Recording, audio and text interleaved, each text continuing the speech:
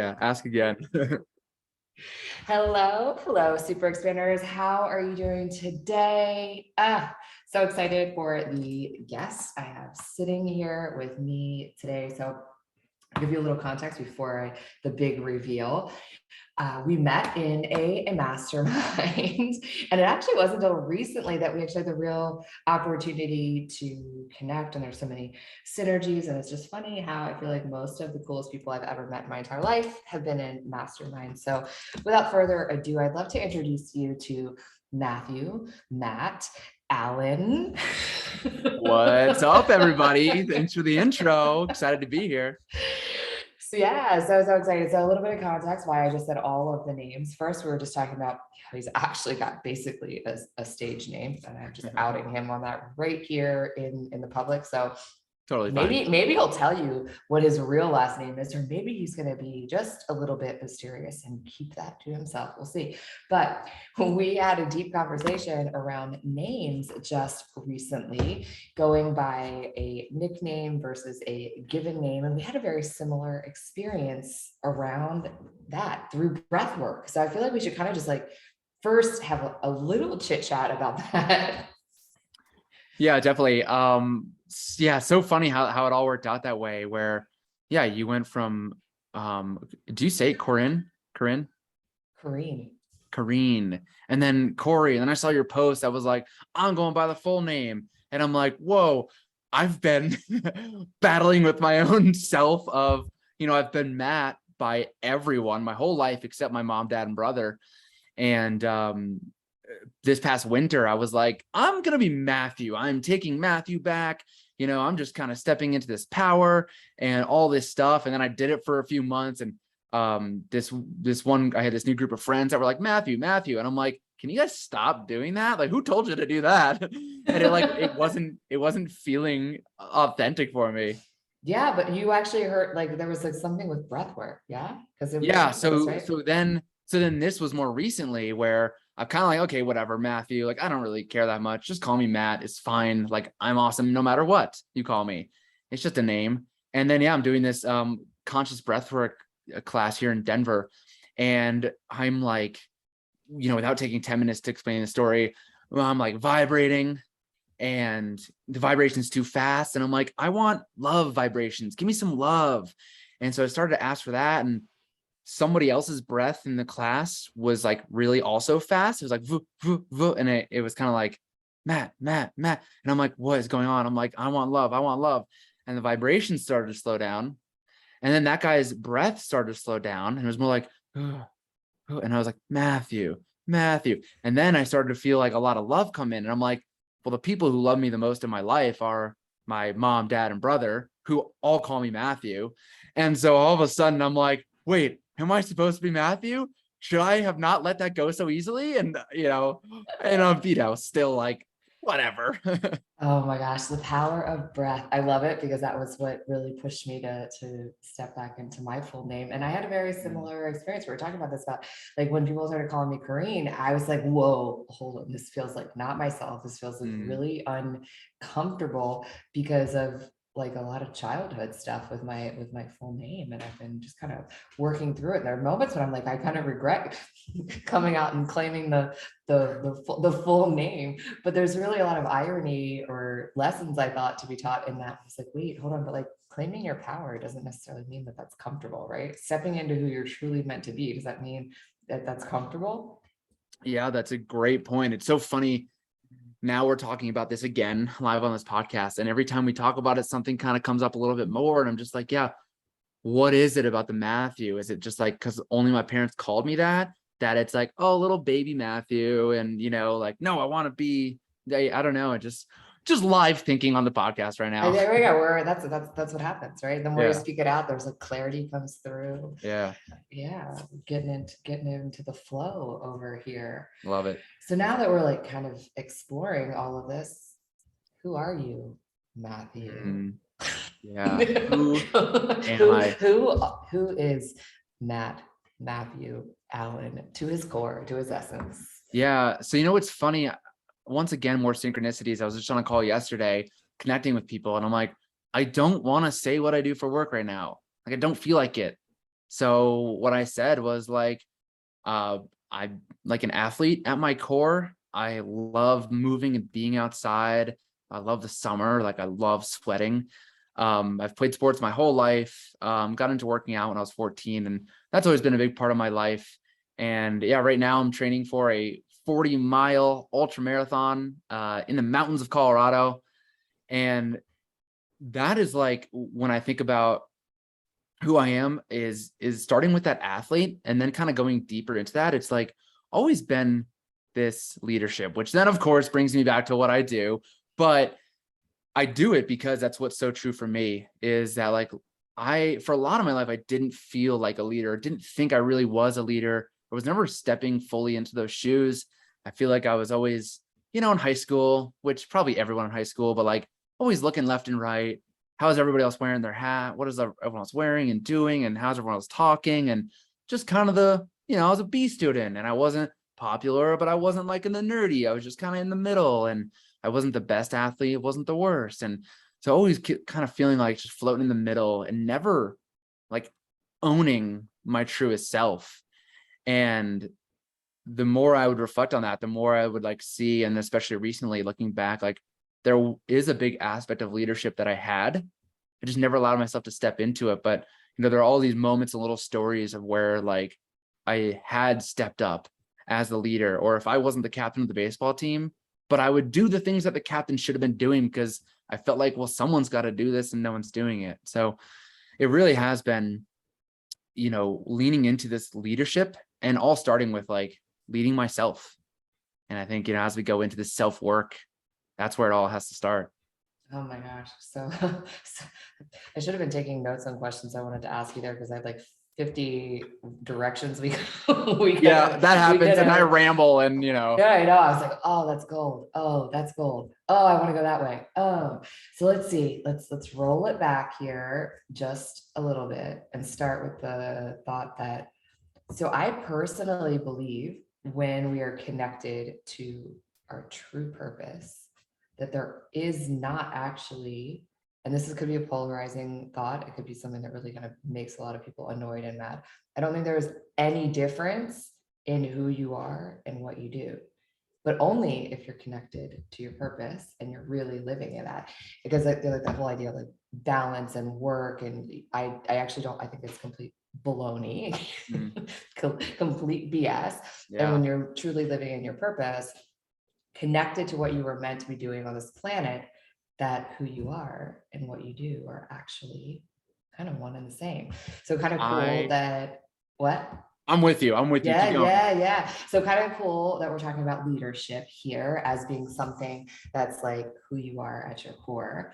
And I feel like there's like so many different pieces inside of that from athleticism, because being an athlete, I think even inside of team sport, everyone has to play a leadership role. There really is not like hierarchical situations, even though I think in the world we all like to look at it that way. So let's talk about when it was that leadership really started to be an emerging piece of your purpose. Yeah, that's a really good question because looking back, it's like, oh, it was here. Oh, it's actually earlier than that. Oh, it was earlier than that. But really, I guess when I had the awareness around it, honestly, more recently, and I've renamed my signature program. I renamed my podcast. It all has the name Leader in it.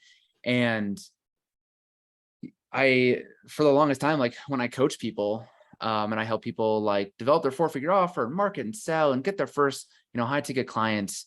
And I would always tell like my friends and my girlfriend, I'm like, it's cool when people make money, but what I really love is when they step into their power and all of a sudden they're like, oh my God, I am worth, $2,000, $3,000. I can do this. I can change people's lives.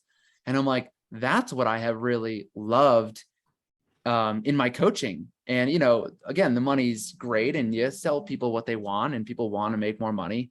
But what I really give them is becoming this new person and stepping into their own leadership role. And yeah, it was this past winter, probably along with the name thing and being like, who am I? What am I doing?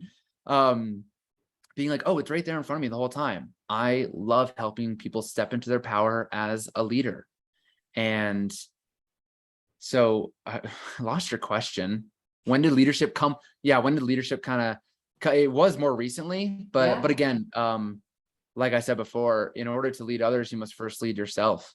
And if you want to 100%. lead yourself, you got to know yourself. Yeah. And there's a lot of that self-discovery. So for me, what I always love starting my story in that leadership is like, I had done what I'm supposed to do, right? And do my best to get good grades and get the college degree. I was a civil engineer, moved to New York City, and then it was 2015. I was 25 years old, quarter life crisis. I'm like, is this really my life? Like being an engineer? Who decided this for me? I mean, I know I kind of chose the major, but like I'm building someone else's dream, and like I come to work and there's no passion behind this, and really started to question all that. And to make a long story a little shorter, I was biking to work in New York City in Manhattan, and I was loving biking. And through this quarter life crisis, I'd bike after work a little bit more. And then all of a sudden I was like, I was dating this girl for about 2 years at the time, at the time who I thought was the love of my life. And I'm like, we're going to continue to follow this path, get married, move in together, get married, have kids, but work for the rest of my life, climb the ladder, retire at 65, and then I'll like enjoy life or do what I Then maybe want. I'll find happiness. Yeah, right. And so that was all dawning on me. And then through all this biking, I don't really remember where the idea came from. Might have been following some bike blogs or something. Remember blogs? Do people still blog? Anyway, some people do. Anyway, I was like, I'm going to ride my bike across the country, across America. And in 2016, I did that. And that was, I think, to go back to your question. Wait, hold on. Why are we just talking about this now? You rode your whole bike across. I'm so sorry. Time out. Yeah. Hold the phone back Yeah. up. You rode your bike all the way across America. And this is the first time that this is being discussed. Well, I did put it in the intake form, but yes. Oh, yeah. Well, okay. Sometimes Sorry I feel like sometimes I feel like I talk about it so much that I'm like, so I had an old podcast with my good friend, and we actually had do you ever watch New Girl? No, I don't watch TV. Oh, well, New Girl's great. They have a douchebag jar for one of the characters, always saying inappropriate stuff. So he's got to put $1, sometimes 5, sometimes 20 if he's being a douchebag. So on my old podcast, my co-host made me get a bike jar.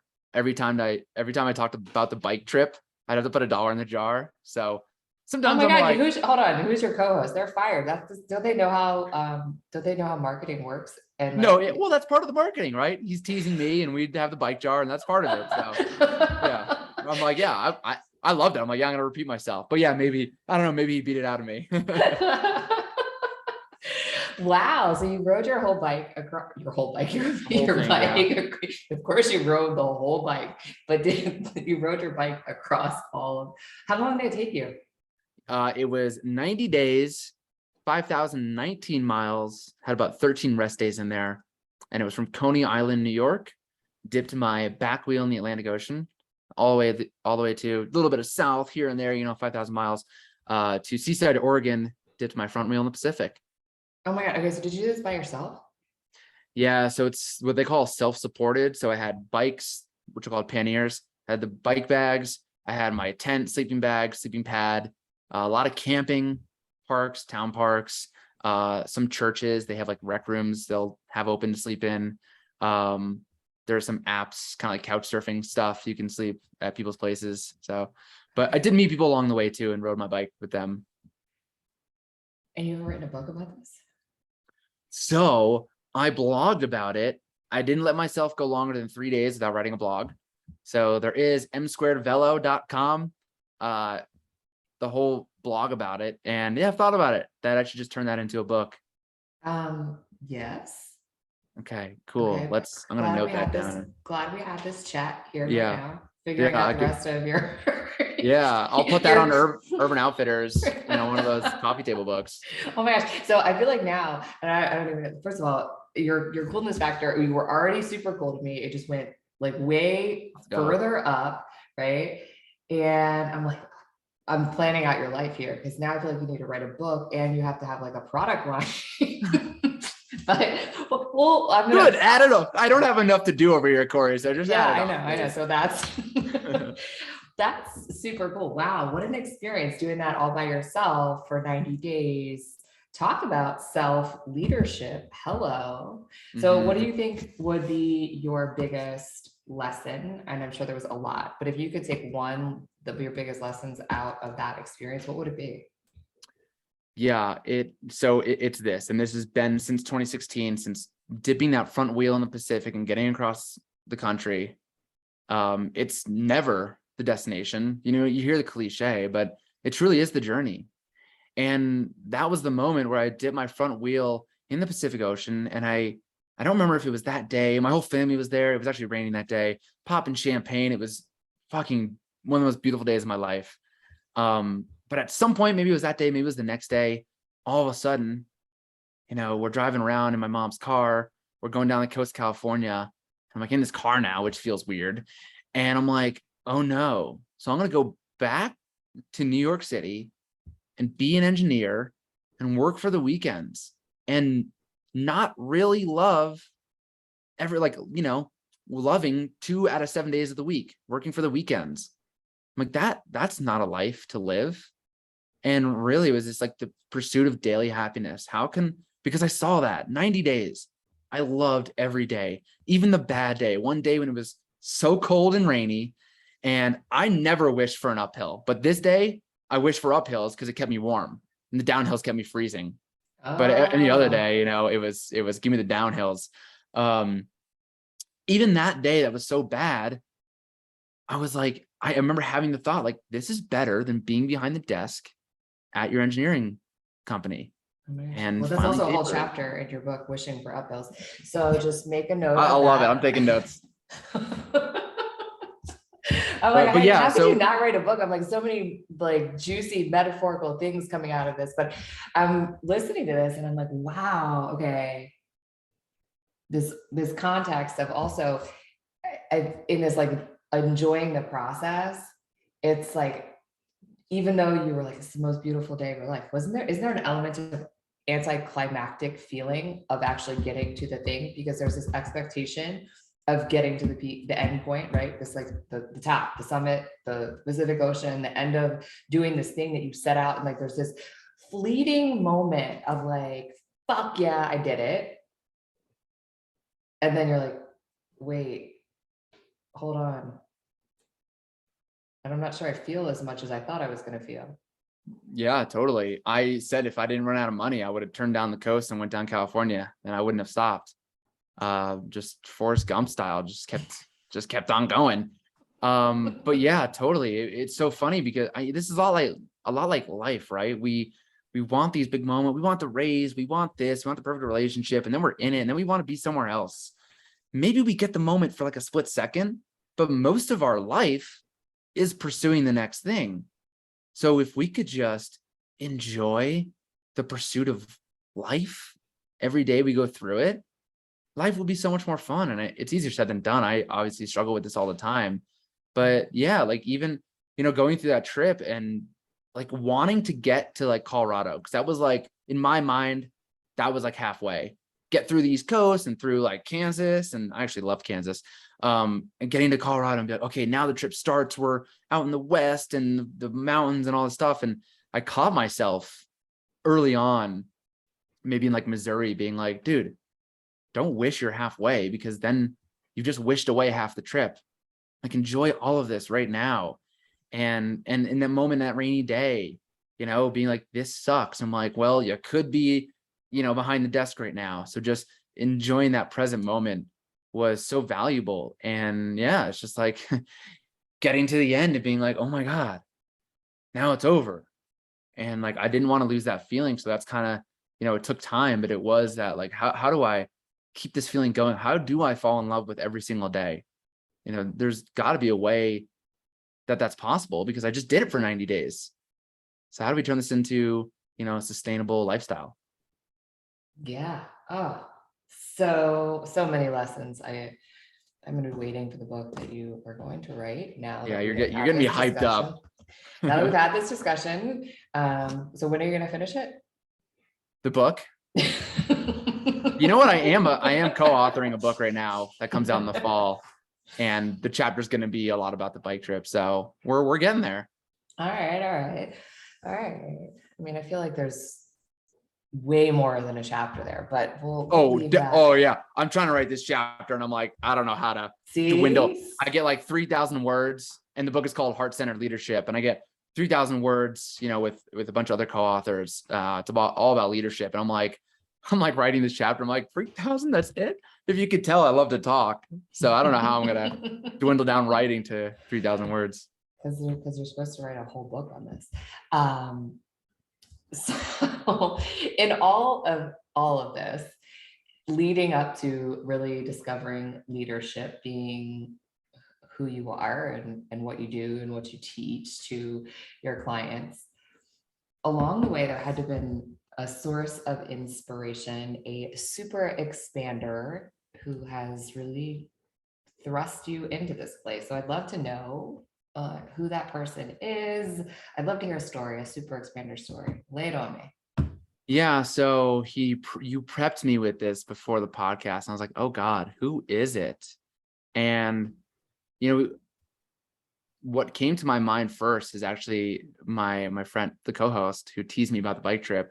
He is someone who, since coming to Colorado and since COVID happened, has feel like really accelerated my growth.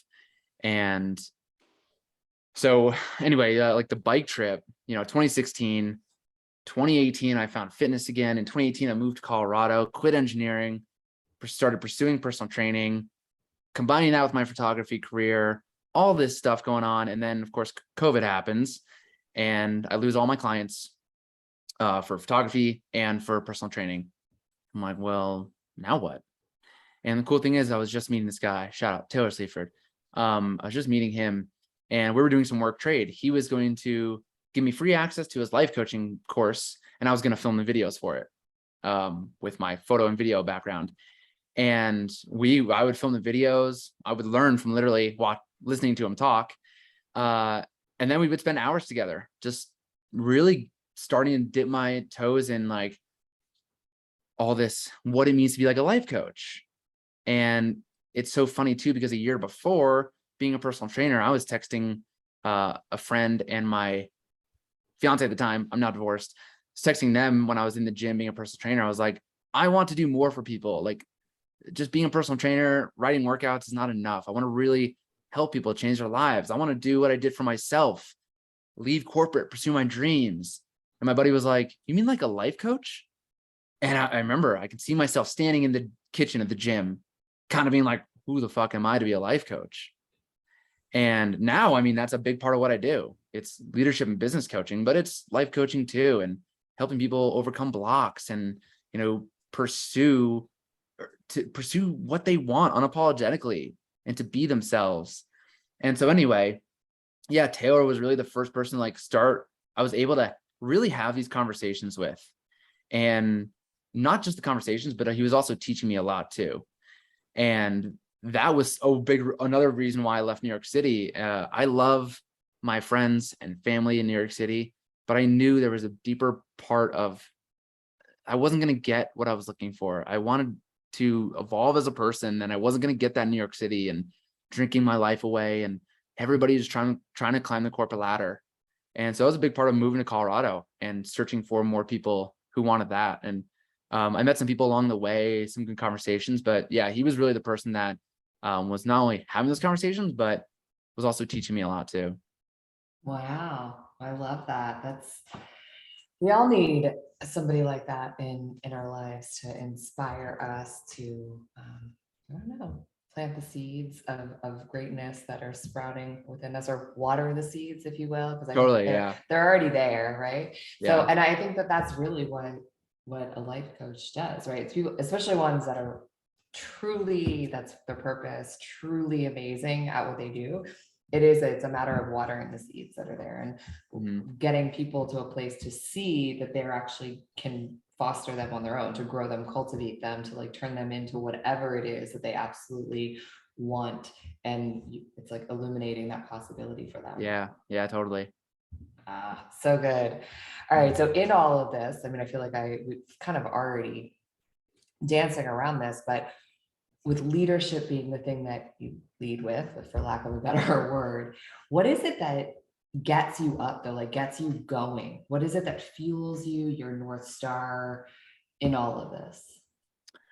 Yeah, it really is. I mean, this can go back to the bike trip, and then it can go to quitting engineering and pursuing being a personal trainer, which I mentioned to start this. Like, fitness has been part of my life for so long. I started working out when I was 14 and teaching myself that stuff. And when I had the opportunity in New York City to become a personal trainer part-time while still being an engineer, I was like, oh, this thing that I've loved is coming back into my life. There's actually a mini story before that, and I promise I'll circle this back. But I was a freshman in college, and I was actually a business major, and I didn't like that. Obviously, I eventually went to civil engineering, but I remember freshman year, still in love with fitness, working out, getting a pump on in the gym, staring at the mirror and being like, yeah, looking good. I'm like, it'd be so cool to be a personal trainer, but that's not a real career path. And so I let that idea go. And then anyway, so yeah, after the bike trip, found CrossFit, fell in love with CrossFit. That gym was like, we're looking for trainers. I'm like, yes, this is my chance to do that thing that I thought about 10 years ago that I wrote off as not a real career path. And that eventually led to quitting engineering, moving to Colorado, becoming a personal trainer, combining my passion for photography as well. That was also like a little side hustle I was doing. And yeah, not holding myself when I started to fall out of love with personal training and started to lean into photography, not holding myself to having to be this one thing for the rest of my life. And so to answer your question, it always came back to, I love cliches because they're so true and they just mean so much. But people on their deathbed don't regret the things they did do. They regret the things they didn't do. 100%. And I cannot imagine a future where I'm laying on my deathbed being like, what if I biked across country? Could I have done it? What if I was a personal trainer for a career? What if I tried to be a photographer? All these what ifs. It's like, that is so much scarier to me than waking up every day and doing something that I might fail at, that I might suck at. But I'd rather do the hard thing, right? Running this 40-mile trail run. Who knows? I believe in myself. I'm going to make it, and it's probably going to hurt. But if I don't make it and I need the medics to come and get me or a helicopter lift, oh, well, and if I die, well, then I die and I won't know the difference anyway. But I'd rather go and try it and see. So, just for everything in my life, starting the business, launching a new product, maybe writing a book, like, let's do it, because I do not want to be sitting on the deathbed being like, what if I wrote that book about riding my bike cross country? You really got my wheels turning on that now.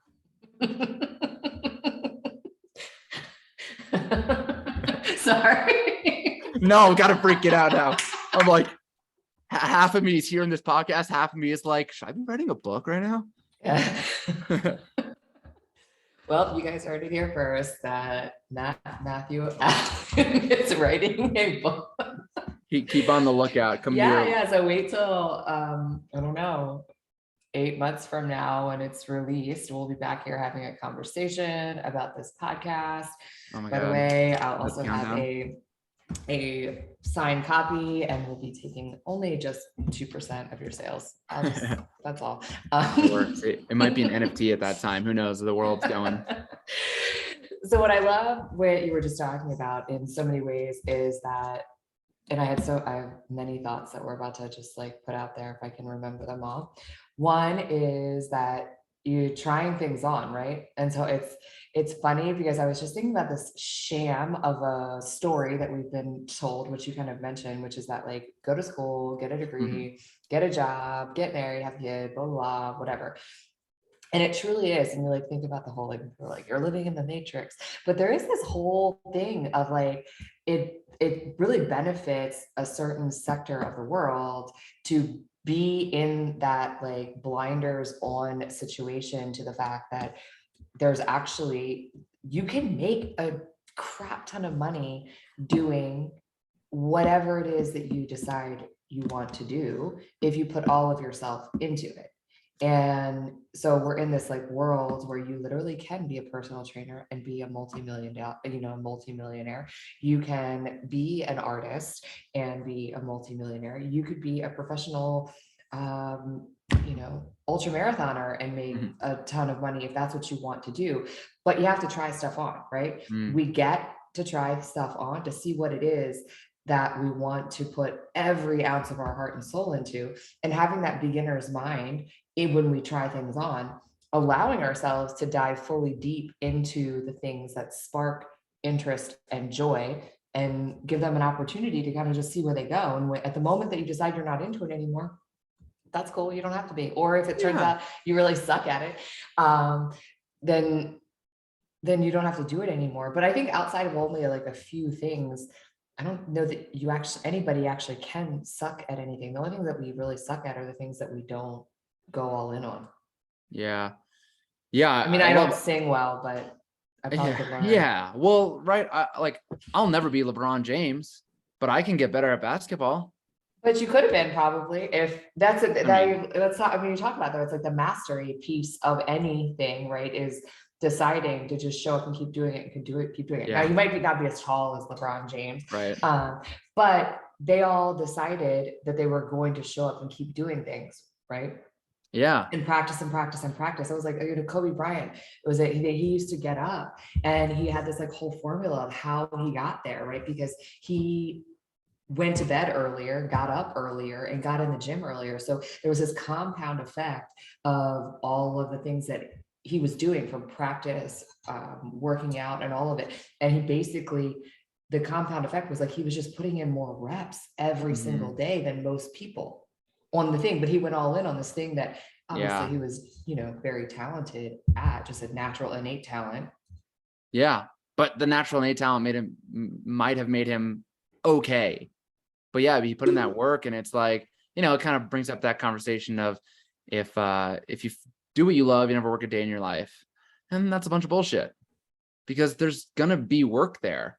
But why are we demonizing the work? This is the Yeah. fun part. Everybody wants the growth. Nobody wants the growing pains. But you need the growing pains to get to where you want to be, to get to the other side. And 100%. Oh my gosh. yeah, It's the truth. I can't remember where I heard this, that it was just recently. And I was like, yeah, that life, 80% of life is actually pain. And when we start to understand that, then we stop actually looking for things to always feel good and being mad about when they don't, right? Because mhm, and I feel like there's some of us, which I people are always like, you have like such an optimistic outlook. Even when I'm being cynical, I'm kind of like, I make jokes about things, but I have always been like, I know it's going to be hard work, bring it on. And like, whenever it's bad, it's going to get better. I've like never think that something's going to not work out. I just like never even have that yeah. thought process about anything, because I'm like, I mean, what do you mean it's not going to work out? Yeah, well, we like to think we know what's good for us, and we have no idea, right? God, universe, whatever you want to talk about, there's the plan for you. And you're either going to get what you want, which is wonderful, or you're going to get the lesson you needed so that you can do better next time. And, even just hearing you talk, it's like, oh, life is 80% bad, 20% good. It's like, well, it's bad because you said it's bad. But how about it's Right. 100% good? I literally was thinking about this last night. I was playing baseball and I'm not batting well. It's really frustrating. And I'm out there and I was pitching too, and I'm on the mound and beautiful Colorado sunset. And I'm like, this is my place. If nothing else, I love playing baseball. Like, and if you can't love this, then like, what are you going to love, Matt? And I'm like, even when the games are bad and the quote unquote bad, I'm like, I pop up to the first baseman and I run back to the dugout. I'm so close to slamming my helmet and bat. And I paused, I took a deep breath, I placed it down, I took a walk, and I was like, how is this good? I was like, well, I just learned that, it's a really slow pitcher. I should be like hitting home runs, and I wasn't. I'm like, well, what happened? Probably dropped my shoulder, right? I can analyze like what went wrong and be like, cool, now I can show up better for the next at bat. Compared to, right, those two choices, you either get what you want or you get the lesson. So if I got what I wanted, I would have hit 5 home runs last night. It would have been awesome. But there's no Yeah. learning in that. Oh, And sure, it can be more absolutely. fun, But now I Yeah. get to, yeah, pop up to first baseman. Cool. How can I learn? Oh, I draw my back shoulder, or, whatever it was. And just seeing the good in all of this, that like I'm getting just what I need right now. Absolutely. Well, that's, I think there's a reframe because I don't think that pain is bad. And that's, I think, always what I Mm. think that's also when you start looking at athletes and people who are like in that realm. That's why we're all a little bit of masochists. You're like, oh, that was horrible. I should do that again. Yeah, yeah, yeah. Like I Yeah, you almost start. just died doing that. I think I thought I was going to puke in that workout or whatever it is. Yeah, yeah, yeah. And you're like, I should probably go back and do that again tomorrow. Cool, let's do it. Yeah, and then the fun part is, that's true. You said 80% pain, not bad. I interpret it as bad, but yeah, the pain, right? That's the growth. And you start to see like, yeah, you survive. And not only do you survive, you get stronger. So you start to get addicted to that pain because inside that pain are more lessons, is more growth. And Oh, again, that's like, it's it's the the fun best part. part. It's the fun part of life. So That's you get the exactly it. experience. That's what I think so many people need to like, you're like, oh, but we're conditioned to this 20%. That's the slice of happiness that we are allocated to. So then the like you're on this journey that you're never ever going to get there. The moment you get there, you're going to slip right out of there. And Mm. so your whole entire life is this like pursuit of chasing your tail Mhm. versus just sinking in and being like, oh, this is just part of the ride right now. This is just part of the ride that is today. Yeah. Yeah, totally. And that's, really going back to that presence. And man, I got a beef with like school. I feel like school did this to a I lot of had that us. thought too. Oh my gosh. Oh, I've made a few reels off this and TikToks. I'm like, school taught you to memorize and not fail. And memorization is why so many people suffer with perfectionism, because it's got to be perfect before I put it out, or it's going to fail. And right, not failing. I don't know if this is a quote, but I've heard it. In school, you learn the lesson, you take the test. But in life, you take the test, then you learn the lesson. So we've just been taught for like what, 18, 22 years, if you went to college, like that you have to get this right the first time. You don't get to retake tests. And if you fail, you fall back a grade or whatever, you move down or whatever it is. Like there's nothing good about failing in school. And that's just not how life works. But Oh here we yeah, are no. thinking we have to go this certain route and be so perfect and, don't mess up, because everyone's going to laugh at you and you're going to fall further behind. But it's the complete opposite. Yeah, oh my gosh, yeah. It's instead of like teaching kids to actually lean into failure to find it. Because if we're not failing, we're not growing, right? In Yeah. life, all these things. Yeah. Oh my God, so many. And it's almost like too, where if you think about school, why is it you were talking about kind of like learning to know yourself was part of that lesson, right? So like why is it that instead of teaching kids how to, you have to you be able to do algebra, and there's I don't I mean, there's like a lot of math that we do need to be able to do in the world, but I'm not saying that, but like the big core piece of schooling being like helping kids to discover themselves, not Yeah. being these like teaching them to take the test, right? And it's interesting that you said that because I was thinking about high school specifically for me. I have borderline photographic memory where I used to be able That's cool. to borderline. It's not like legit, but it's Yeah. like close to it. And I used to do this all the time. I had a history teacher who did these quizzes, and then he would take his quizzes and turn them in tests, but he never actually changed the order half of the time. But I used to be able to look at multiple choice questions and just know where the answer was in the Mm. question based on like some pattern recognition that was Yeah. going on. And I would get 100% on his tests all of the time. And I never read the book and I never studied for Yeah. anything. I Yeah. literally just would. Yeah. Yeah. And look, you're smart and you get to go to a better college and you have better opportunities. Which also I think is funny because I worked with plenty of people who went to better colleges than me. And I'm like, oh, look, we're at the same company. Yeah, But exactly. Right. anyway, I but mean, yeah, it's just so crazy. And yeah, how cool. Oh man, it'd be so cool if we just got to discover who we were. And then we wouldn't have to do it at 32 years old and trying to figure out if I'm Matt or Matthew. oh my gosh, I feel like we could just sit here and riff on this all night, Yeah. all day long. It's well, I'm heading into evening. It's different time zone for you, but So we're gonna have to save all of this juicy nuggets because every single person listening to this podcast right now is like, oh my gosh, when are they gonna do another one? So we'll have to keep you in suspense. Oh We'll yeah, be waiting on Matt to write his book. So that's just, you right. know, make sure that you reach out to him and ping him and ask him how his progress is coming along so we can get him back on here. If I actually start getting messages from everybody about it, then it might push me to do it. Well, you heard it here, friends. I know you want this book written now. So tell me if you could just, there's been so many juicy nuggets of wisdom. This is just even crazy. Like you probably could just re-listen to this for like at least 100. But if we could distill it down to just one more, what would it be that you might share with everyone listening, with the listeners? How can you shift them, change their life? This is your super expander moment. All comes down to right here, right now, in one line. One line? Oh my God. I mean, there's so many ways to go. And, I kind of said it with like the deathbed quote. So without repeating that, it really would be, you were talking about it, like, just go do what piques your curiosity with no judgment. I had this camera in my closet because I asked my dad for it for Christmas and he got it for me, when I was like 12 or 14 or whatever, DSLR camera, because he's an amazing dad. And it sat in the closet for 10, 12 years, whatever it was. And I got back from that bike trip and I was like, I want to learn how to use this camera. And I've always had this kind of photo, I had an eye for good photos.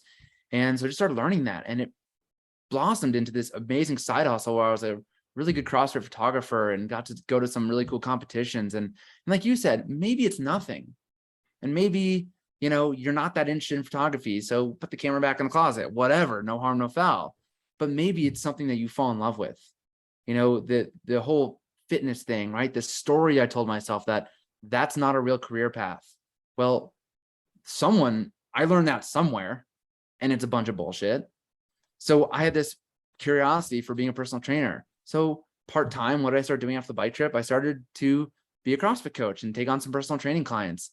That led me to moving cross country and all of this and where I am today. And you asked, right, that moment in the kitchen, you asked Matt a year or 2 years ago, would you be a life coach? Like, are you kidding me? What does that even mean? I don't have the capacity for that.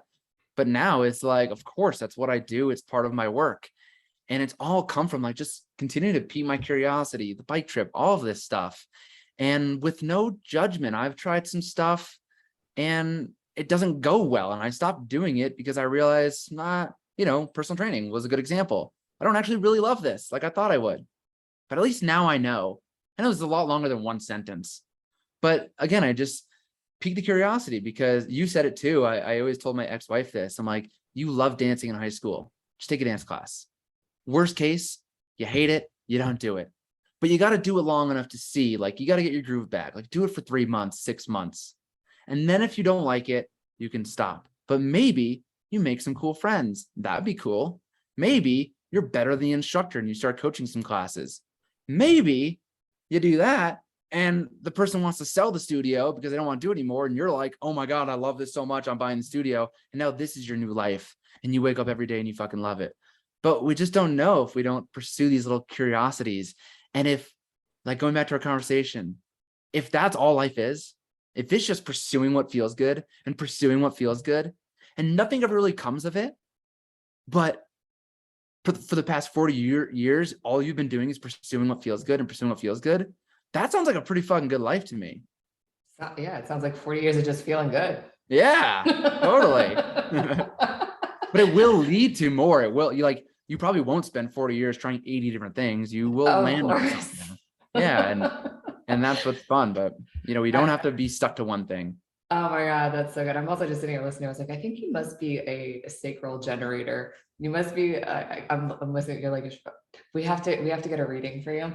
I'm a manifest generator. I don't know the other parts. Oh, okay. I'm sitting here thinking you're a generator, but I wonder what the one part of I'm not an expert, but there's this part of like following your joy. And I feel like you have that in your design. Yeah, well, that was once I learned about human design and like, oh, you're a man gen, you're supposed to like do a bunch of stuff throughout your life. And I'm like, oh, so quitting engineering and being a personal trainer and photographer and life, all this stuff. I'm like, So I'm good. I'm not an idiot. And like, because I grew up Just thinking you living, got to do one thing the rest of your life. And I beat myself yeah, up for that a lot, but learning just that, living your design.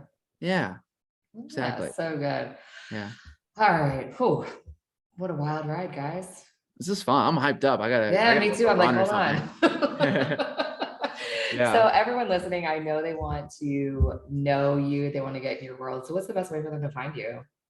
Yeah. The best way right now, and the thing that I love most is my podcast, Powerful Online Leadership. And it, it's a lot of what I do in helping people, online coaches really lean into their leadership, their powerful leadership, and how to develop their core offer, how to market and sell it and get their first clients so they can gain mastery in their coaching craft. And then they can go to other big, programs and they can grow from there. But I love helping people get their first clients and doing it from a place that like they're in their power. And that's what I really Wow. love. And that's what the podcast is about. That's what my program's about. But yeah, if you want more of this, you want more of this energy, I got a 2-part podcast over there where I tell my whole story. So if you want Oh, more of this, I don't remember what episode numbers they have, but you'll find it in there somewhere. they're very But yeah, incredible. definitely podcast, and then connect with me on Instagram. I love having conversations if you can't tell. So that's at Matthew.Allyn with a Y. I'm sure it will be in the show notes. So yeah, hit me up, and I'd love to hear from you all. You know it. It will all be in the show notes. So make sure you stop what you're doing and go give Matt a follow. Say hello, slide into his DMs. You know how it goes, and give his podcast a listen. I mean, Yeah. you get endless amounts of what we just talked about. I'm guessing, right? I mean, you won't have me there, but Soon, soon, you'll be there at least once. I I might need a co-host. The energy is too good right now. know. Oh my gosh, right? Well, thank you so much for taking the time out to just share your light, your wisdom, your energy, all of it. So grateful for you. Yes, thank you so much for having me. This was so much fun.